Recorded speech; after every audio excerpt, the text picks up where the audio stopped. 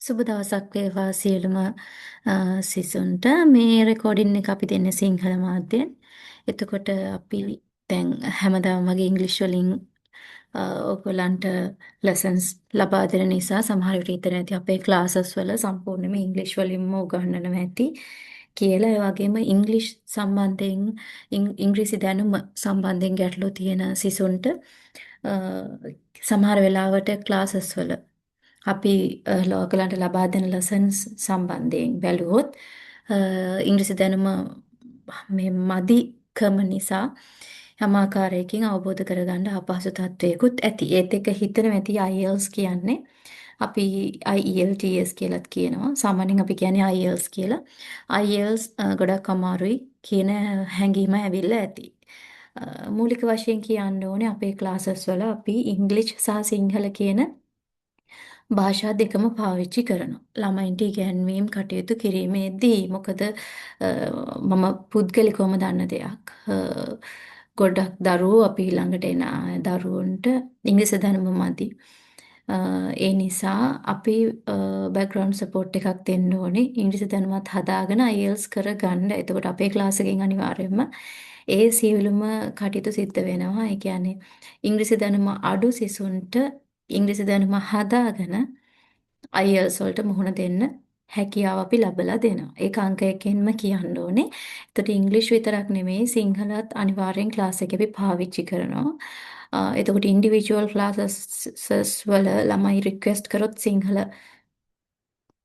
පැහැදිලි කිරීම අනවශ්‍යයි කියලා. එතකොට ඉංග්‍රීසි වලින් විතරක් ක්ලාස් එක කරනවා. එහෙම නැත්නම් සිංහලනොත් විස්තර කිරීම අවශ්‍යයි කියලා කිව්වොත් සිංහලනොත් විස්තර කිරීම ලබා දෙනවා. ඒ වගේම අපි ඕගොල්ලන්ට රචනාවක් ගත්තොත් ඒ වගේම විස්තර කිරීමක් ඉලස්ට්‍රේෂන් එකක් ගත්තොත් හැම අවස්ථාවකදීම ස්පීකින් ටෙස්ට් එකට අදාළව පාඩම් ගත්තොත් මේ හැම අපි උගන්වන හැම පාඩමක් සම්බන්ධයෙන්ම අපි වග කියනවා. ඒ හැම පාඩමකම තියෙන හැම ග්‍රැමර් පැටර්න් එකක්ම ඒ වගේම හැම වාක්‍යයක්ම ඔයාලට පැහැදිලිව විස්තර කරලා දෙනවා. ඔහේ කියවගෙන ගිහිල්ලා සිංහලෙන් පැහැදිලි කරලා දීලා ඉගෙනුම් කටයුතු සිදු කරන පන්තියක් නෙමෙයි. අපි සියලුම අපි ඔබ වෙත ලබා දෙන සියලුම ඉගෙනුම් ආධාරක සහ ඉගෙනුම් ක්‍රම වචනයක් පාසා අපි වග කියනවා. ඒ කියන්නේ හැමදේම ඊටාම පැහැදිලිව සියලුම සෙසුන්ට ඉගැන්වෙනවා කියන එක. හරි ඒකත් එක්ක මම හිතුවා මේ ලෙසන්ස් සිංහල මීඩියම් වල සිංහල මාධ්‍යනුත් ලබා දෙන්න ඕනේ. එතකොට තමයි මේ ගැටලු निराකරණය වෙන්නේ කියලා. හරි. ඔයගලන් දන්නා මම රුක්ෂලා සේමසිංහ අවුරුදු ගණනාවක් තිස්සේ IELTS ක්ලාසස් කරන ගුරුවරියක්. එතකොට අපි බලමු අද මොකක්ද මේ කියලා. ඒ කියන්නේ මේ ලෙසන් එකෙන් අපි සාමාන්‍ය අවබෝධයක් ලබා දෙනවා. IELTS ඇකඩමික් ටෙස්ට් එක. ඔයා දන්නවා ඇකඩමික් ජෙනරල් කියලා ටෙස්ට් දෙකක් තියෙනවා. ඒතර ඇකඩමික් ටෙස්ට් එකේ අපිට තියෙනවා අපේ රයිටින් පාර්ට් එක. ඒ කියන්නේ අපිට ලිවීම අපේ ඉංග්ලිෂ් නොලෙජ් එක ගත්තොත් අපි අපේ ලැන්ග්වේජ් ස්කිල්ස් ගත්තොත් භාෂා කුසලතාවයන් කියන දේහා බැලුවොත් යම් කිසි දෙයක් කියවලා අපිට අවබෝධ කරගන්න හැකියාව තියෙනවා. ඒකට IELTS වල රීඩින් ටෙස්ට් එක තියෙනවා. ලිස්නින් ටෙස්ට් එකේදී කරන්නේ අපිට සවන් දීලා යමක් අවබෝධ කරගන්න පුළුවන්ද කියලා මන පරීක්ෂා කරලා බලන එක. ඒකට IELTS වල ලිස්නින් ටෙස්ට් එක තියෙනවා. ස්පීකින් ටෙස්ට් එකේදී බලන්නේ ඔයාට ස්වභාවික විදිහට කතා කරන්න පුළුවන්ද කියන එක. ආටිෆිෂල් විදිහටත් නෙමෙයි, කටපාඩම් තියරියටත් නෙමෙයි, ස්වභාවික විදිහට ඔයාට කතා කරන්න පුළුවන්ද කියන එක. ඒකට ස්පීකින් ටෙස්ට් එක තියෙනවා. ඒ වගේම රයිටින් ටෙස්ට් එකේදී ඔයාට අපි ඇකඩමික් සිසුන්ට නම් ඒකේ කොටස් දෙකක් තියෙනවා. පළවෙනි ප්‍රශ්නට එන්නේ අපිට විස්තර කිරීමක් ලියන්න. ඒ කියන්නේ chart එකක් හරි, table එකක් හරි, diagram එකක් හරි, map එකක් හරි දීලා අපිට ඒ ගැන විස්තර කිරීමක් කරන්න තියෙන්නේ. හරිද? සමා වෙන්න. විස්තර කිරීමක් කරන්න තියෙනවා. ඒකෙම දෙවෙනි කොටසට දෙවෙනි ප්‍රශ්නේදී අපිට එන්නේ රචනාව. ඒතර රචනාවේදී අපිට ලස්සනට රචනාවක් ගලපන්න තියෙන්නේ. එතකොට එතනත් රචනා වර්ග බොහොමයක් තියෙනවා. ඉතින් අපේ ක්ලාස් එකේ අපි පැහැදිලිවම මේ සියලුම රචනා කොහොමද ලස්සනට ගොඩනගන්නේ සහ ඔබ ලියන සියලුම පිළිතුරු පරීක්ෂා කර ලබා දෙන්න වගකීමෙන් බැඳී සිටිනවා. හරි. අද ලෙසන් එකේදී මම තව දෙයක් මට කියන්න අමතක වුණා. අපි IELTS ජෙනරල් පැත්ත බැලුවොත් රයිටින් පාර්ට් එකෙන් තමයි මේකත් වෙනස් වෙන්නේ. ජෙනරල් ටෙස්ට් එක.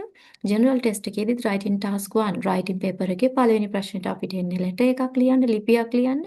දෙවෙනි ප්‍රශ්නෙට අපිට එන්නේ රචනාවක් ලියන්න. එතකොට ජෙනරල් ඇකඩමික් කියන දෙක බෙදෙන්නේ ඔන්න ඔය ලිපියෙන් සහ මෙන්න මේ ඉලස්ට්‍රේෂන් එකෙන්. ඒතර ඇකඩමික් ස්ටුඩන්ට්ස්ලාට IELTS ඇකඩමික් කරන දරුවෝ රයිටින් පාර්ට් එකේදී රයිටින් පේපර් එකේ පළවෙනි ප්‍රශ්නට අපි මේ විදිහේ ඉලස්ට්‍රේෂන් එකක් තමයි ලබා දීම සිද්ධ කරන්නේ අපේ පිළිතුර විදියට. ඒගොල්ලන් අපිට ලබා දෙනවා එක්ක chart එකක්, ඒක line chart එකක් වෙන්න පුළුවන්, bar chart එකක් වෙන්න පුළුවන්, file chart එකක් වෙන්න පුළුවන්. මේ තුනෙන් එකක් තමයි ඔවිට ලබා දෙන්නේ.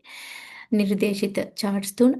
ඒ වගේම table එකක්, වගුවක්, diagram එකක්, map එකක්. ඒතර diagram එකක් ගත්තොත් diagrams කියලා ගත්තොත් මොකක් හරි ක්‍රියාවලියක් එක්කෝ සමනලයේ නැත්තම් මොනියම් හෝ සතෙක්ගේ අපි ගත්තොත් එමු natural life cycle එක ජීවන චක්‍රයක් වෙන්න පුළුවන්.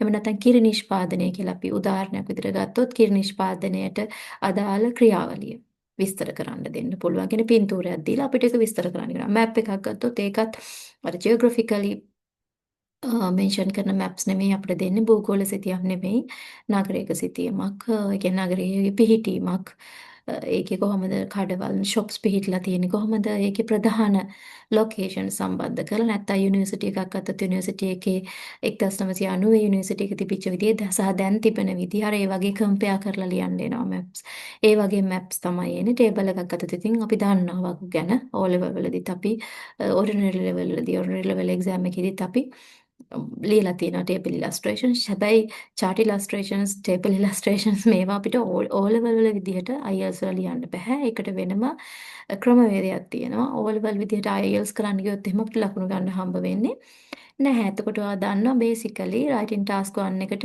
academic students ලට එක්කෝ chart එකක්, table එකක්, diagram එකක් හරි map එකක් හරි දීලා ඒකේ විස්තර කිරීම තමයි අපිට කරන්න වෙන්නේ. ඒ වගේම මත් බලාපොරොත්තු වෙන්න එපා එක පින්තූරයක් විතරක් හම්බෙයි කියලා. ඒ කියන්නේ ලයින් chart එකක් විතරක් දීලා අර අපිට සාමාන්‍ය පෙළ විභාගෙදි වගේ එක chart එකක් විතරක් දීලා අපිට විස්තර කරන්න දෙයි කියලා බලාපොරොත්තු වෙන්න එපා. එක ටේබල් එකක් විතරක් දීලා විස්තර කරන්න දෙයි කියලා බලාපොරොත්තු වෙන්න එපා. අනිවාර්යෙන් දෙකක් හෝ තුනක් එකට මිශ්‍ර කරලායි දෙන්නේ. ඒ කියන්නේ අපි ගත්ත ටේබල් එකකුයි ඩයග්‍රෑම් එකකුයි.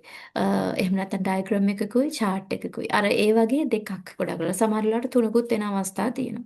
ඒතකොට ඒවා විස්තර කරන්න එක එක විදියට. මෙතනදී මම මේ ලෙසන් එකේදී කතා කරන්නේ මේ ඉලස්ට්‍රේෂන්ස් වලට අදාළ පොදු ආකෘතියක් තියෙනවා. ඒ ආකෘතිය ගැන. එතකොට හැඳින්වීමට වෙනම පැරග්‍රාෆ් එකක් ඡේදයක් අපි වෙන් කරගන්න ඕනේ වචන 30ක් ඇතුළත් කරලා ඕවර්විව් එක ඒ කියන්නේ මේ අපි ගත්තොත් අපිට ලයින් chart එකක් හරි අපි හිතමු එක ෆිගර් එකක් ගැන විතරක් හිතන ඩයග්‍රෑම් එකක් හරි අපිට දුන්නා කියලා හිතන්නකෝ. එහෙම නැත්නම් ආයතන chart එකකුයි ටේබල් එකකුයි දෙකක්ම දුන්නා කියලා.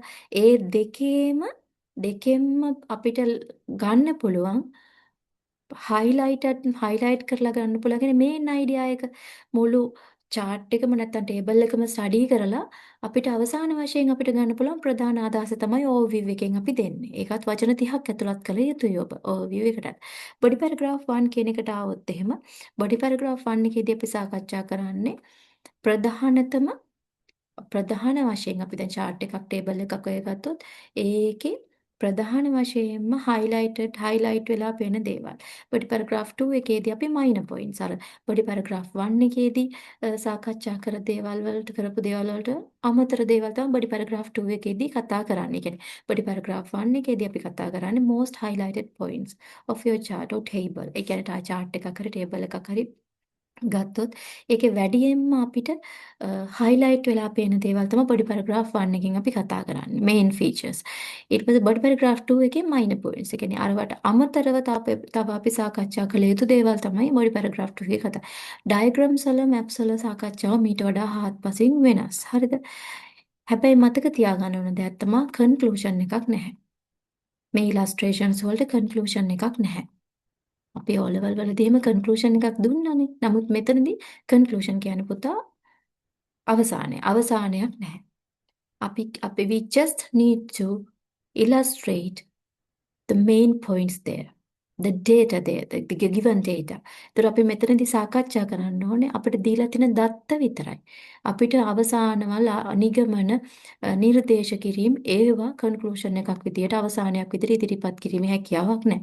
එතකොට බේසිකලි අපිට පැරග්‍රාෆ්ස් 4යි නමුත් ටිකක් කම්ප්ලෙක්ස් වුණොත් පැරග්‍රාෆ්ස් 5ක් දක්වා අපිට ගෙනියන්න පුළුවන් පොඩි පැරග්‍රාෆ්ස් 3ක් දක්වා ඇදලා ඒ කියන්නේ අපිට දැන් ෆිගර්ස් 3ක් ඒ කියන්නේ ටේබල් එකකුයි ඩයග්‍රෑම් එකකුයි chart එකකුයි 3ක්ම දෙනවා. ඒකට අපිට පොඩි පැරග්‍රාෆ්ස් දෙකකින් ඔක්කොම විස්තර කරලා ඉවර කරන්න බැරි තත්ත්වයක් ඇති වෙන්න පුළුවන්. මොකද සංකීර්ණයි ලබා දීලා තියෙන දත්ත ප්‍රමාණය. එතකොට අපි බොඩි පැරග්‍රාෆ්ස් 3කට වගේ ගෙනහිල්ලා අපි ඉවර කරනවා. බොඩි පැරග්‍රාෆ් 1 එකේ මේන් ෆීචර්ස් බොඩි පැරග්‍රාෆ් 2 එකේ ඊට දැන් අපි ගත්තොත් එම chart එකේ ටේබල් එක ආව බොඩි පැරග්‍රාෆ් 1 එකේ chart එක ගැන කතා කරලා බොඩි පැරග්‍රාෆ් 2 එකේ ටේබල් එක ගැන කතා කරනවා. තවත් ෆිගර් එකක් දුන්න කෙනෙකුට ඩයග්‍රෑම් එකක් විතර ඩයග්‍රෑම් එක බොඩි පැරග්‍රාෆ් 3 එකෙන් කතා කරනවා. අර ඒ වගේ අපිට පැරග්‍රාෆ් ප්‍රමාණය වැඩි කරගන්න පුළුවන්. It depends on the figures, number of figures you receive, you get. එතකොට ඔයාට හම්බ වෙන රූපවල ප්‍රමාණය මත තමයි ඒක තීරණය වෙන්නේ. ඉතින් අපි මතක තියාගන්න ඕනේ බොඩි පැරග්‍රාෆ් 1 එකට 65යි වචන, බොඩි පැරග්‍රාෆ් 2 එකටත් 65යි වචන. එතකොට වචන ප්‍රමාණය 190කට වගේ සෙට් වෙන්න අපි අපේ ඉලස්ට්‍රේෂන් එක විස්තර කිරීම අපි අංග සම්පූර්ණ කරන්න ඕනේ. එතකොට වචන සාමාන්‍ය 170න් වගේ කන්ක්ලූඩ් කරනවා. නමුත් 190 කියන එක ගැටලුවක් නැහැ. නමුත් 200 දක්වා යන්න එපා වචන සීමාව. මේ ඇකඩමික් ස්ටුඩන්ට්ස්ලාට කියන්නේ ඔයගොල්ලන්ගේ රයිටින් පාර්ට් එකේ, රයිටින් පේපර් එකේ පාර්ට් 1 වලට ලියන ඉලස්ට්‍රේෂන් එක වචන 200 දක්වා යන්න එපා. 190 උපරිමයේ 190. 190 කියන්නේ හොඳ වචන ප්‍රමාණයක්. ඒක ඉක්මවන්න යන්න එපා. එතනින් නතර කරන්න ඒ වර්ඩ් ලිමිටේෂන් එක හොඳටම ඇති. මොකද ඔයාලට දීලා තියෙන අවම වචන ප්‍රමාණය 150. ඒතර අවම වචන ප්‍රමාණය 150 වුණාම 200 දක්වා අරන් යන්න උත්සාහ කරන්න එපා වචන වැඩිපුර ලියනවා කියලා. 190 නතර කරන තරමට ලකුණුත් ගන්න පුළුවන්. ඔයාට ඔයාගේ ස්ටෑන්ඩඩ් එක තියාගන්න පුළුවන්. හරි. එතකොට ඕකම තමයි මම විස්තර කරේ අපි ෆ්‍රී සෙෂන් 2 මේ කියන්නේ ෆ්‍රී ලෙසන් එකක් දුන්නා ඊයේ පෙරේදා. එතකොට ඒකේ විස්තර කරේත් ඕකම තමයි. ඉතින් ඒක අවබෝධ කරගන්න බැරි වෙච්ච දරුවන්ට තමයි මම මේ සිංහලෙන් මේ විස්තර කිරීම කරේ. හරි. එතකොට අපි හා සම්බන්ධ වෙන්න අවශ්‍ය නම් WhatsApp නම්බර් එක තියෙනවා. ඒතර WhatsApp නම්බර එකට කතා කරලා සම්බන්ධ වෙන්න පුළුවන් මාත් එක්ක. Okay, see you tomorrow. අපි හෙටත් ආයෙ සම්බන්ධ වෙමු. බයි. හරි. තෙරුවන් සරණයි.